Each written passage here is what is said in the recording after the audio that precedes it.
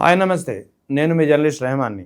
గత కొద్ది కాలంగా దేశంలో ముఖ్యంగా ఎన్నికల నిర్వహణపై చాలా రకాల సందేహాలు, ప్రశ్నలు వినిపిస్తున్నాయి.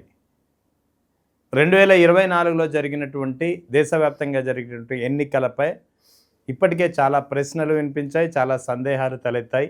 అదే సమయంలో ఎలక్షన్ కమిషన్ ఏకపక్షంగా నిర్వహిస్తున్నటువంటి స్పెషల్ ఇంటెన్సివ్ రివిజన్ ఎస్ఐఆర్ ప్రక్రియపై కూడా పెద్ద ఎత్తున ఆరోపణలు, విమర్శలు వస్తున్నాయి. ఎందుకంటే తనకు అనుకూలంగా లేని రాష్ట్రాల్లో పెద్ద ఎత్తున ఓట్ల తొలగింపు కార్యక్రమాన్ని ఎలక్షన్ కమిషన్ ఏమాత్రం గడువు ఇవ్వకుండా చేపడుతున్న పరిస్థితి. పశ్చిమ బెంగాల్లో ఏకంగా 90 లక్షల ఓట్లు గల్లంతయ్యాయి ఎస్ఐఆర్ ప్రక్రియ ద్వారా. తమిళనాడులో కూడా దాదాపు 70 నుంచి 80 లక్షల ఓట్లు తొలగించినటువంటి పరిస్థితి. గతంలో బీహార్ ఎన్నికలకు ముందు కూడా 60 లక్షల ఓట్లు తొలగించిన పరిస్థితి. సో ఇలా ముఖ్యంగా కేంద్ర ప్రభుత్వం, ఎన్డీఏ ప్రభుత్వం ఏ రాష్ట్రాలపై అయితే ఫోకస్ పెట్టిందో ఆ రాష్ట్రాల్లో పెద్ద ఎత్తున ఎస్ఐఆర్ ద్వారా ఎలక్షన్ కమిషన్ ఓట్ల తొలగింపు కార్యక్రమాన్ని చేపట్టి తద్వారా అధికార పార్టీకి మేలు చేస్తుంది అనేది ఒక నిర్వివాదాంశంగా ఒక ఆందోళన సర్వత్రా వ్యక్తమవుతోంది.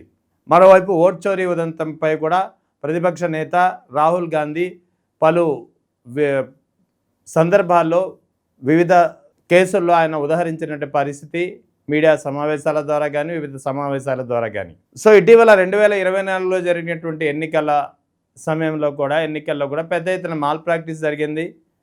ముఖ్యంగా ఓట్ల గల్లంతు జరిగింది, ఈవీఎం హ్యాంపరింగ్ జరిగిందనే ఆరోపణలు పెద్ద ఎత్తున వినిపించాయి. కానీ వీటన్నిటికీ ఆధారాలు అనేవి ఇప్పటి వరకు సరిగ్గా లేకపోయినా తాజాగా ది వైర్ కథనంలో పరకాల ప్రభాకర్ వంటి ఎకనమిస్టులు, పొలిటికల్ ఎకనమిస్టులు రాసినటువంటి కథనాలు ఆలోచింపజేశాయి. దేశవ్యాప్తంగా ఇది ఇప్పుడు ఆలోచింపజేస్తుంది. ఎప్పుడైతే పరకాల ప్రభాకర్ గారు ఒక ఆర్టికల్ రాశారు ది వైర్లో, అది కూడా ఎలక్షన్ కమిషన్ ఇచ్చిన డేటా ఆధారంగా విశ్లేషించి, శోధించి బయటకు తీసినటువంటి వివరాలు. ముఖ్యంగా ఏపీ ఎన్నికల్లో ఒక మాల్ ప్రాక్టీస్ జరిగింది, ఒక మిస్చీఫ్ జరిగింది, ఒక మిరాకిల్ జరిగింది 2024 ఏపీ ఎన్నికల్లో అని చెప్పి ఆయన తీసినటువంటి వివరాలు.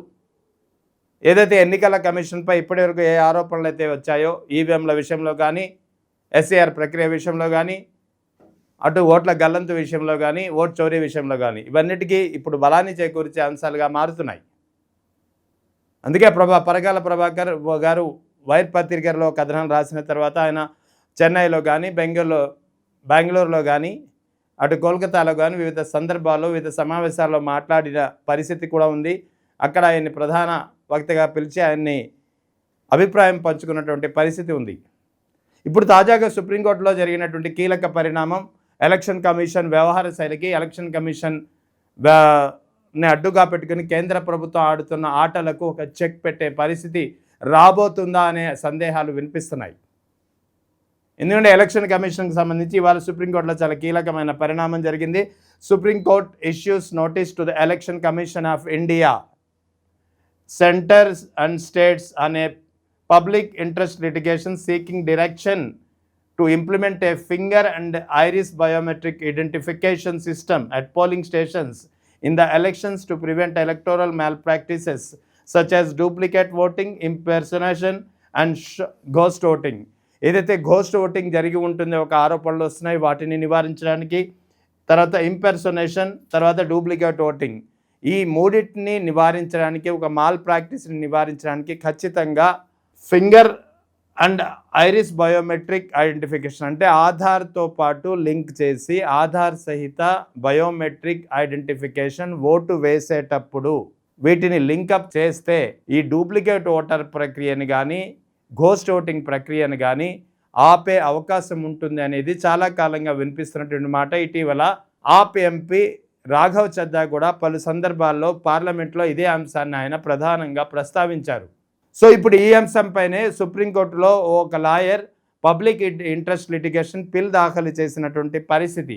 ఈ పిల్పై స్పందించినటువంటి సుప్రీంకోర్టు కీలకమైనటువంటి ఆదేశాలు ఇచ్చింది, ముఖ్యంగా నోటీసులు ఇచ్చింది ఎలక్షన్ కమిషన్కు, కేంద్ర ప్రభుత్వానికి, అదేవిధంగా రాష్ట్ర ప్రభుత్వాలకి. ఏమని? Implement finger and iris biometric identification system.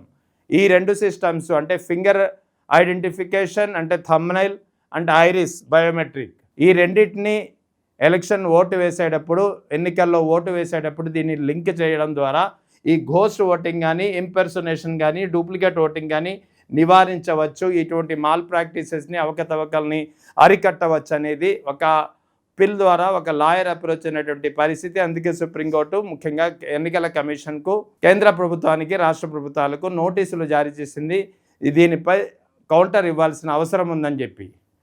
So అదే సమయంలో ఆ లాయర్ చెప్పినటువంటి అంశాల ప్రకారం మాట్లాడితే కాసేపు ఆ లాయర్ ఏమన్నారు, ఆయన యొక్క వాదన ఏంటనేది కాసేపు విందాం.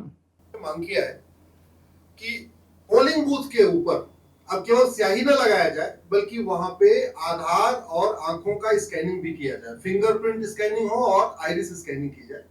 यह है, इससे जो इलेक्शन के बाद जो झगड़े होते हैं वो भी रुक जाएगा, क्योंकि इसमें 100% फुल प्रूफ सिस्टम हो जाएगा। कोई भी व्यक्ति दूसरे व्यक्तियों का वोट नहीं डाल पाएगा। अभी कई जगह ऐसा देखा गया है जिन लोग ఇది చాలా క్లియర్గా ఇదే ఈ లాయరే దీనికి సంబంధించినటువంటి పిల్ దాఖలు చేశారు. అంటే ఈ ఫింగర్ ఐరిస్ బయోమెట్రిక్ ఐడెంటిఫికేషన్ పద్ధతిని ప్రవేశపెడితే ఓటు వేసేటప్పుడు ఖచ్చితంగా ఒకటి డూప్లికేట్ ఓటింగ్ అనేది ఉండదు, రెండవది ఘోస్ట్ ఓటింగ్ అనేది ఉండదు, మూడవది ఈ మాల్ ప్రాక్టీసెస్ అయితే ఇంపర్సనేషన్ వంటి మాల్ ప్రాక్టీసెస్ ఉంటాయి, అవి వాటిని అరికట్టవచ్చు. అదే సమయంలో రియల్ టైం ఓటింగ్ అనేది అంటే ఏ నిమిషానికి ఎన్ని ఓట్లు పోలాయి అనేది ఖచ్చితంగా ఎప్పటికప్పుడు రికార్డ్ అవుతాయి. ఇదే చాలా కీలకమైనటువంటి అంశం. ఎందుకంటే పరకాల ప్రభాకర్ గారు ది వైర్ కథనంలో ఈసీ అందించినటువంటి డేటా ఆధారంగా విశ్లేషించి ఆయన తీసినటువంటి వివరాల్లో బయటకు వచ్చినటువంటి లోపాలు ఇవే. రియల్ టైం ఓటింగ్ కౌంటింగ్ అనేది అక్కడ కనిపించలేదు. ఎందుకు కనిపించలేదంటే ఈసీ రకరకాల కథనాలు చెప్తుంది, రకరకాల కట్టుకథలు అల్లిన పరిస్థితి కనిపించింది అందరికీ. ఎందుకంటే సాయంత్రం 6 గంటల వరకు ఒక పర్సంటేజ్ చెప్పింది, ఆ తర్వాత రాత్రి 8 గంటల వరకు ఒక పర్సంటేజ్ వెలువరిచినటువంటి పరిస్థితి, ఆ తర్వాత 11:45 గంటలకు ఒక పర్సంటేజ్, తెల్లవారుజామున 2 గంటల వరకు ఓటింగ్ జరిగిందని చెప్పింది, 4 రోజుల తర్వాత మరో పర్సంటేజ్ చెప్పిన పరిస్థితి. అంటే ఎలక్షన్ రోజు క్లియర్ అవ్వాల్సినటువంటి ఓటింగ్ పర్సంటేజ్ అనేది ఎలక్షన్ జరిగినటువంటి 4 రోజుల తర్వాత కూడా బహిర్గతం కాని పరిస్థితి.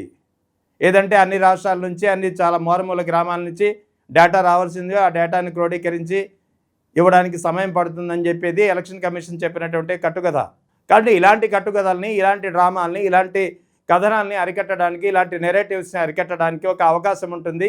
సో ఇవాళ ఈ లాయర్ చెప్పినటువంటి ఏదైతే ఫింగర్ అండ్ ఐరిస్ బయోమెట్రిక్ పద్ధతిని గనక ఎలక్షన్ ఓటింగ్లో ప్రవేశపెడితే ఖచ్చితంగా ఈ మాల్ ప్రాక్టీసెస్ ఏవైతే ఘోస్ట్ ఓటింగు, ఇంపర్సనేషన్ వంటి మాల్ ప్రాక్టీసెస్ కానీ, డూప్లికేట్ ఓటింగ్ కానీ నివారించడమే కాకుండా రియల్ టైం ఓటింగ్ ఏ క్షణంలో, ఏ బూత్లో, ఏ గంటలో ఎన్ని ఓట్లు పోలాయనేది ఎప్పటికప్పుడు క్రోడీకరించబడుతుంది.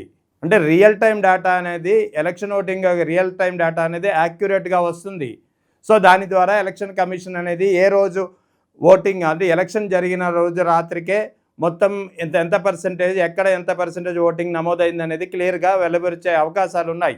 సో ఇక్కడ వైర్ కథనంలో 2024లో జరిగినటువంటి మతలబులన్నీ ఇవే.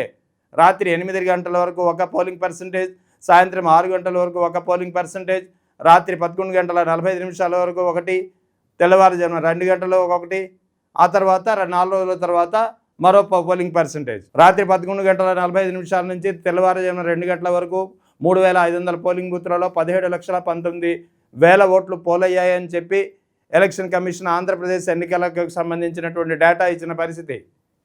ఇది సాధ్యమేనా? ఇటువంటి అనుమానాలు ఇన్నాళ్ళు వినిపించాయి. పరకాల ప్రభాకర్ గారు సంధించినటువంటి ప్రశ్నలు కూడా ఇవే. అదే సమయంలో ఎస్ఐఆర్ ప్రక్రియ ద్వారా ఓట్ల గల్లంతు, ఓట్ల చోరీ, ఇష్టం వచ్చినట్టు ఓట్లు తొలగించడం, సో వీటన్నిటికీ చెక్ పెట్టే అవకాశం ఇప్పుడు కలగబోతుంది. అందుకే సుప్రీంకోర్టులో ఏదైతే పిల్ దాఖలైందో ఒక ఫింగర్ అండ్ ఐరిస్ బయోమెట్రికేషన్ సిస్టమ్ను ప్రవేశపెట్టాలి ఎలక్షన్ ఓటింగ్ ఇచ్చేటప్పుడు అంటూ ఒక లాయర్ దాఖలు చేసినటువంటి పిటిషన్పై సుప్రీంకోర్టు కేంద్ర ప్రభుత్వానికి, ఎన్నికల కమిషన్కు, రాష్ట్ర ప్రభుత్వాలకి నోటీసులు జారీ చేసింది. చూడాలి దీనిపై తదుపరి పరిణామాలు ఎలా ఉంటాయో.